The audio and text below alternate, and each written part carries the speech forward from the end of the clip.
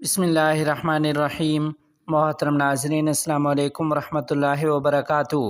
طالبان کو دوحہ اجلاس میں شرکت کی دعوت عالمی اہمیت میں اضافے کا ثبوت ہے۔ افغانستان کے طالبان اس ماہ کے آخر میں قطر میں ہونے والی ایک بین الاقوامی کانفرنس کے لیے اقوام متحدہ کی دعوت کو عالمی سطح پر اپنی انتظامیہ کی بڑھتی ہوئی اہمیت کے ثبوت کے طور پر دیکھ رہے ہیں۔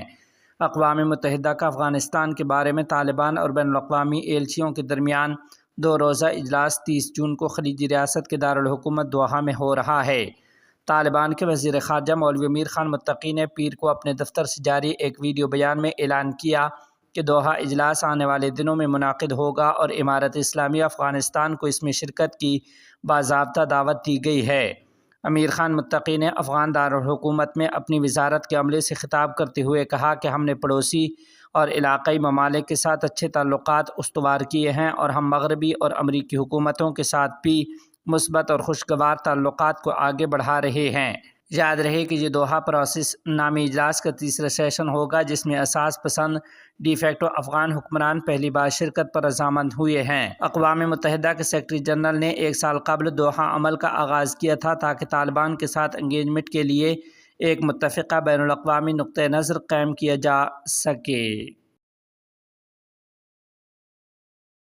امارت اسلامیہ کی پالیسیاں قومی مفادات اور افغان عوام کے مطالبات کی بنیاد پر بنائی اور نافذ کی جاتی ہیں۔ تفصیلات کے مطابق رئیس الوزراء کے نائب برائے سیاسی امور مولوی عبدالکبیر نے مختلف صوبوں کے قبائلی رہنماؤں اور علماء کرام سے ملاقات کی ہے۔ انہوں نے ملاقات میں کہا کہ امارت اسلامیہ کی پالیسیاں قومی مفادات اور افغان عوام کے مطالبات کو مد نظر رکھ کر بنائی اور نافذ کی جاتی ہیں۔